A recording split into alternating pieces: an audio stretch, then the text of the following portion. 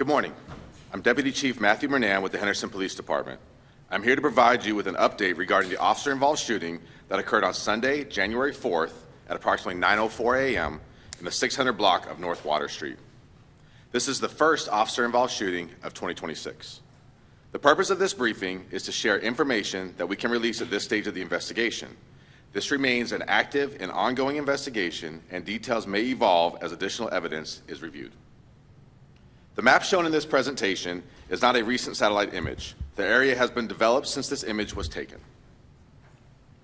At approximately 9:04 a.m. on Sunday, January 4th, Henderson police officers were dispatched to the 600 block of North Water Street in reference to reported theft of a front-loader construction vehicle. The suspect was described as a Hispanic male adult wearing a tan beanie, tan jacket, gray or black pants, and white shoes, and he was later identified as Juan Rincon Carreno. Prior to officers' arrival, dispatch advised that the reporting party had security video showing a male suspect jumping a fence into a secure private construction site and attempting to hotwire a piece of heavy equipment. The caller further reported that a security guard on scene attempted to contact the suspect. During that encounter, the suspect threatened to kill the security guard while armed with a screwdriver. The suspect then gained control of a front-loader construction vehicle, later identified as a 2007 Kawasaki, and drove it through a perimeter fence and proceeded towards Taylor Street. The first responding officer arrived on Taylor Street and exited her patrol vehicle. The officer immediately issued verbal commands for the suspect to stop. The suspect ignored those commands and continued driving the approximately 39,000-pound front loader directly towards the officer and her patrol vehicle. The officer attempted to create distance, but the suspect continued advancing towards her in an attempt to run her over. The officer discharged her firearm in an attempt to stop the deadly threat. Following the discharge of the firearm, the suspect continued to chase the officer, who was on foot. A second officer arrived on scene shortly thereafter. As that officer arrived, the suspect turned the front loader toward the second officer. As the officer exited his patrol vehicle, the suspect rammed both patrol vehicles. At that point, the second officer discharged his firearm. Both patrol vehicles became lodged underneath the front loader, causing the vehicle to come to a stop. Additional officers then arrived on scene. Officers repeatedly issued commands for the suspect to exit the vehicle in an effort to de-escalate the situation. Commands were given in both English and in Spanish. However, the suspect refused to comply. After multiple unsuccessful attempts to gain compliance, officers climbed onto the front loader and attempted to remove the suspect. The suspect actively resisted and a physical struggle ensued. During the struggle, 2 officers and the suspect fell approximately 7 feet from the front loader to the ground. The 2 officers involved in the fall were transported to the hospital with non-life-threatening injuries. The suspect, who had sustained 2 gunshot wounds, was also transported to a local hospital with non-life-threatening injuries. During the incident, 2 officers discharged their firearms, and a total of 9 rounds were fired. The suspect has been identified as Juan Rincon Carreno. He is a 33-year-old adult.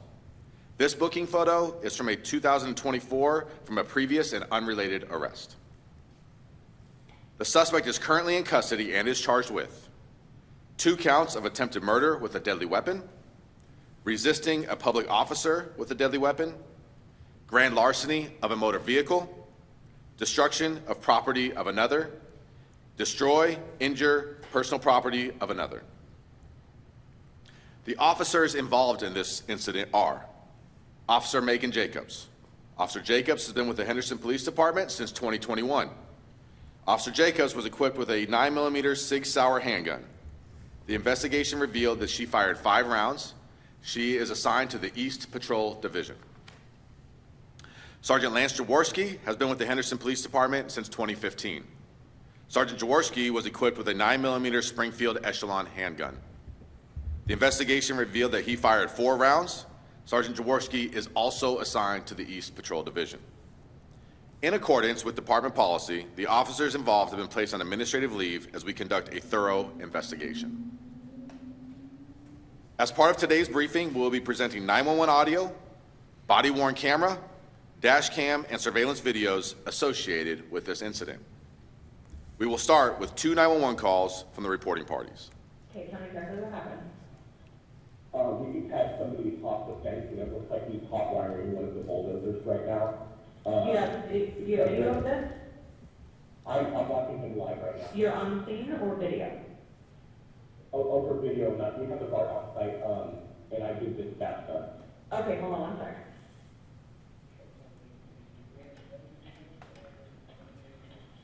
And he's hot wiring a bulldozer? It looks like it, yeah. Okay, I'll give He's you already the trying to hot wire.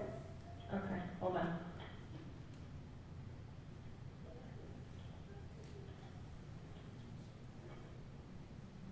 Okay, the suspect, white, black, Hispanic, or Asian? It's either white or Hispanic.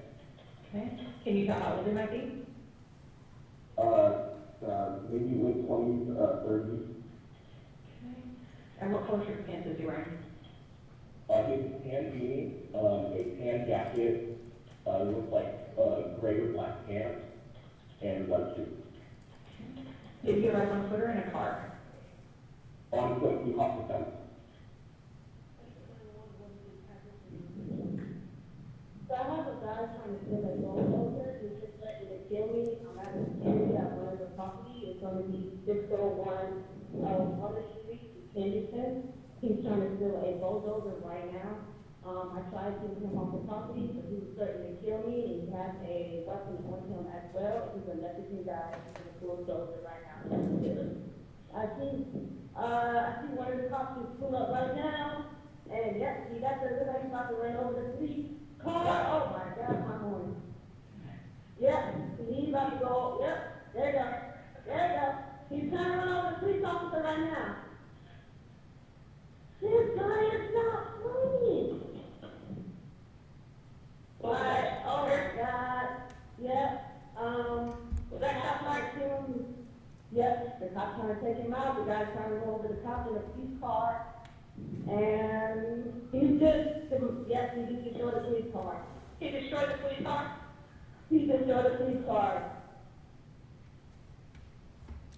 Next is the body-worn camera from Officer Jacobs, the officer who the suspect attempted to run over. In this video, you'll see the suspect ignoring verbal commands while driving the approximately 39,000-pound front loader directly towards the officer and her patrol vehicle. As the officer attempts to avoid being struck by the front loader, she discharges her firearm.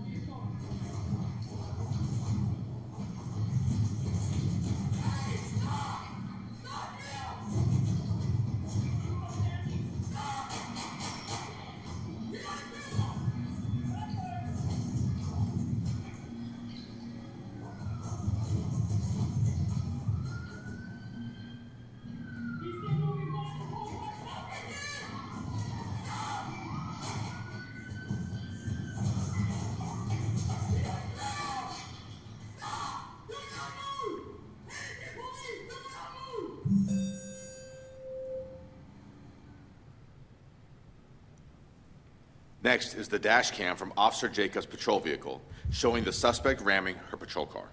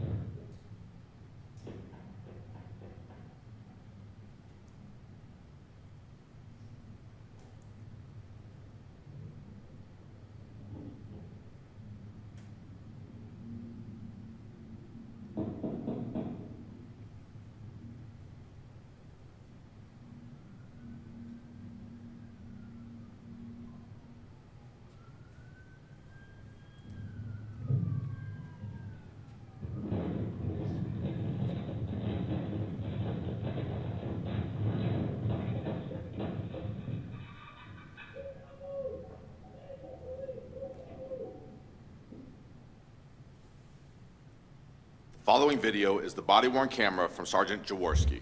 He was the second officer to arrive on scene. In this video, you will see the sergeant exit his patrol vehicle moments before the suspect rams it, at which point Sergeant Jaworski discharges his firearm.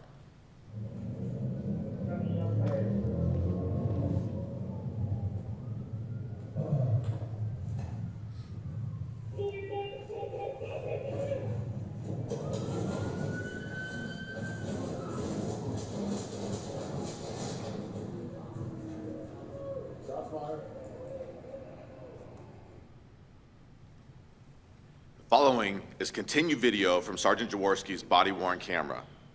The officers repeatedly order the suspect to exit the front loader, issuing commands in both English and in Spanish. Officers attempted to de-escalate the situation for several minutes before the suspect was taken into custody.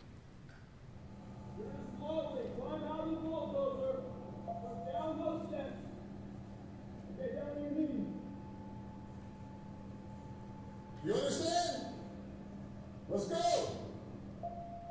Hey, keep your hands where you can see them. Get out of the bulldozer slowly. I can't hear you, bud. Out of the bulldozer slowly. Oh, these are little Spanish ones.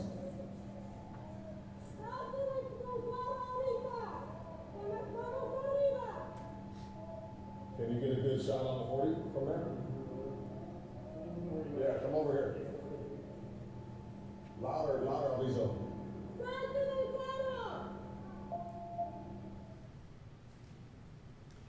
Next is surveillance footage that offers an overall view of the incident. The video captures the suspect jumping the fence and taking control of the front loader. It also shows the suspect attempting to run the officer over, the vehicle ramming, and the ensuing struggle that resulted in the officer's injuries.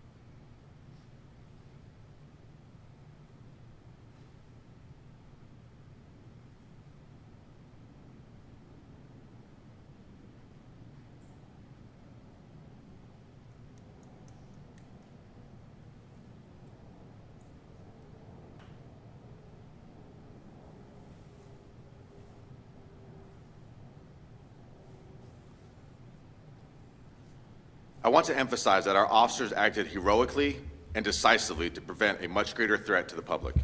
The suspect was actively using heavy machinery in a reckless and deliberate manner, creating an immediate and escalating threat to the community. This was a very dynamic event, and I am proud of how our officers responded and performed. Please note, the evidence that we have shared today is currently under review. Conclusions about this incident will be made only after the investigation is complete. This concludes the briefing. I will now take a few questions. When you say hot wire, is it the suspect connected two like little wires together, or did he put like a screwdriver inside the ignition and turn on the car? I'm not sure on that information right now, sir, so that's something we'd have to follow up with you for. And as far as what the suspect was carrying, was it, I don't know, I guess what was he carrying? So he was carrying a shoebox, and inside the shoebox there were some writings of his. Most of it was kind of incoherent. However, there was some suicidal ideologies that were in there. Is he, And- Could you describe just the nature of the injuries to the officers, if you can? So at this time, the officers sustained non-life-threatening injuries. They were released from the hospital later that day. And just the construction vehicle, you said it was a public works site, but how big of a problem is construction vehicle theft in Henderson or just around Southern Nevada? Is it a frequent problem that the police have to deal with? No, not that I'm aware of, sir. In fact, this is the first time of an incident like this that I can recall in my career. was it a homeless person or somebody that? Sir, I'm going to go right back here real quick, and I'll come back to you. In the shoebox, you said there were writings of his. Yes, sir. Was there any indication of a motive or reasons why he decided to do this? No, unfortunately, he's been uncooperative with this investigation, so we do not have a motive at this time. It seemed like he knew what he was doing, though. Obviously, he probably had some experience working in construction. Any idea on that? The family has mentioned that he may have previous construction experience, but we don't believe that there's any connection between him and this specific construction site. And this will be the last question. I have time for one more. And was he a homeless individual, or was he a part of that construction crew? No, he was not a part of that construction crew. He's not homeless either. His family does live in the valley, but not in that actual area there. So, thank you very much.